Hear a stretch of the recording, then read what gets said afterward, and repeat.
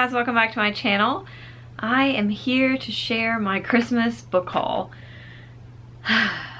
So I was doing so well. My goal this year was to try to get my TBR, which at the beginning of the year was 138 books, down to under 90. I was almost there. And I knew this was gonna happen because I knew that I always request books for Christmas and my mother loves to buy me books for Christmas. So we're back where we started, basically. This is a pretty big book haul, so get yourself a cup of tea or a snack and settle in.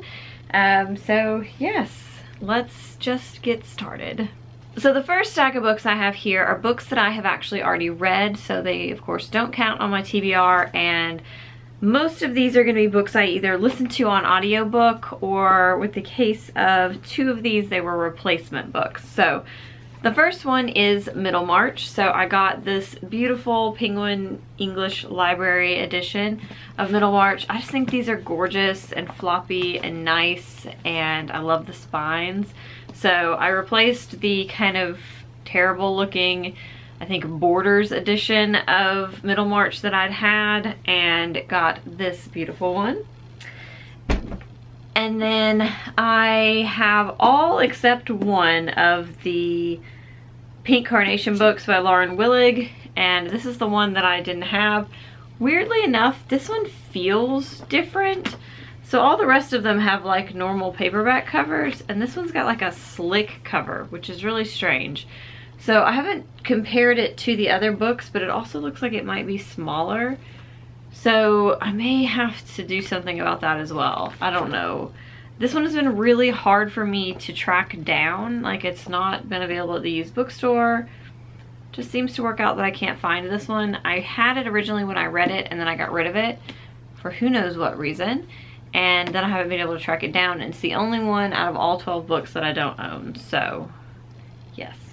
And then a book that I recently reviewed in a audiobook recommendations. I think it was an audiobook recommendations, or I've definitely talked about it because I listened to the audiobook of that, is Roomies, and I just thought this was such a charming book, a really great leading up to college contemporary experience book that gave me a lot of just sort of nostalgia for my building relationship with my roommate in college. So yeah, I decided to get a copy of this, and a lot of these did come from a book depository, and they have finally brought back different bookmarks. I've actually got quite a few over here. They used to only have the color ones, and a few of mine came with the coloring ones, and then I got a few of them that have to do with, it seems, children's books and things. So I got a lot of Peppa Pig, but I'm glad that they are actually putting one bookmark per book again, because for a while there I was just getting one per order, which made me sad because I like their bookmarks. They're very nice. The next two are the first and second book in the Fitz and the Fool trilogy. So there's No. See, I do this every time. I say this every time I talk about this trilogy. I get so confused. So Fool's Assassin, because there's a book called Assassin's Fool in the Tawnyman trilogy. And then Fool's Quest. Now, you can probably tell that something is different about these two books, which was the first thing I noticed when I opened them on Christmas Day. And my mom was like, yeah, I thought that might bother you. Why? Why are they different sizes? This one's like a mass market, and this is a trade paperback.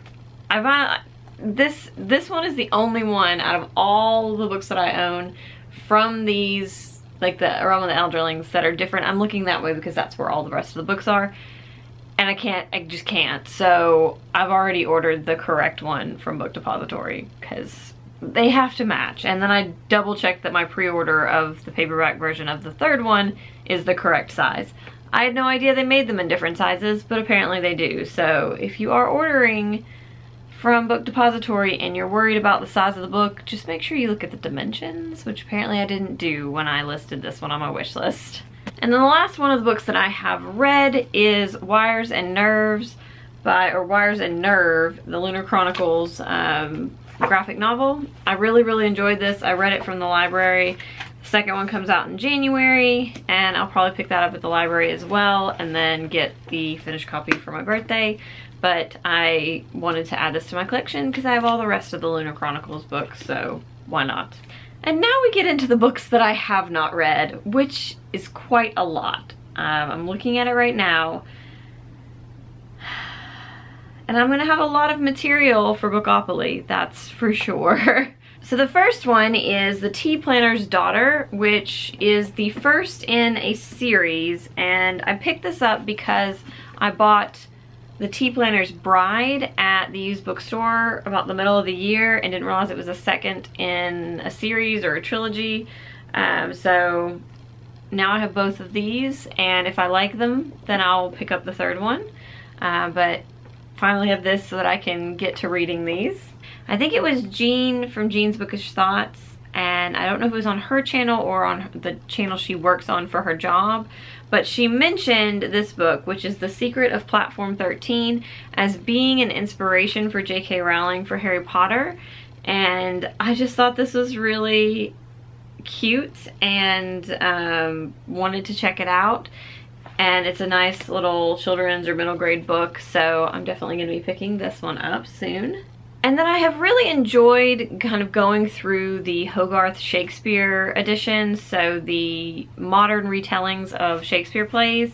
And so I picked up 2 of those, or I was gifted. When I say picked up, I mean these were on my wish list. My mom ended up getting them for me for Christmas. So New Boy by Tracy Chevalier and The Gap of Time by Jeanette Winterson.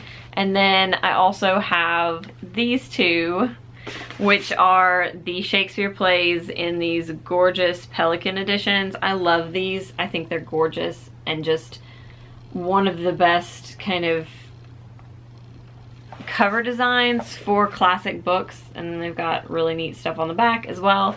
So Othello and The Winter's Tale.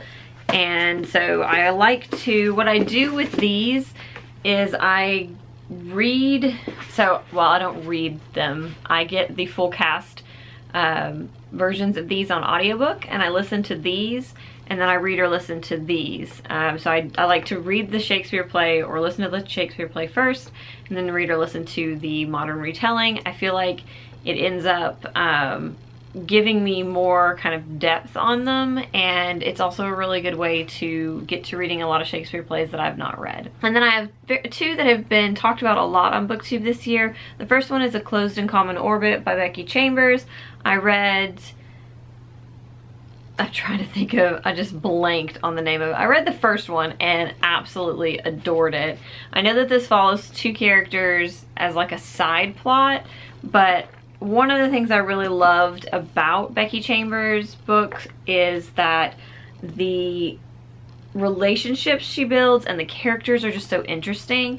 So I am probably not going to mind that it's side characters that I wasn't super attached to, just because it's her writing and her character building that I really enjoy, so I'm looking forward to that. And the other one is The Power by Naomi Alderman, which did win the Bailey's Prize for Women's Fiction this year, and I have been mildly interested in this.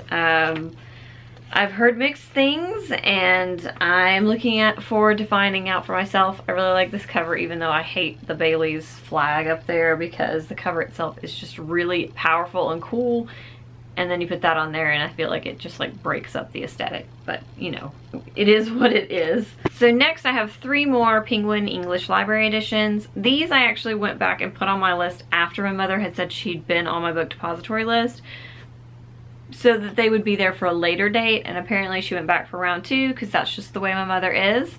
So I have, first of all, Robinson Crusoe, which this is one of the coolest covers. I just really love this, and of course it's got the really neat spine. And then 2 Charlotte Bronte novels. I have Jane Eyre, which I've never read, and I need to read and for my own opinions. And then I also got Villette, which I love this cover, and I've heard a lot of good things about this, so I'm looking forward to reading both of these. I think that I am pretty well stocked for the classics part of my Bookopoly board, so hopefully I'll be reading several classics this year.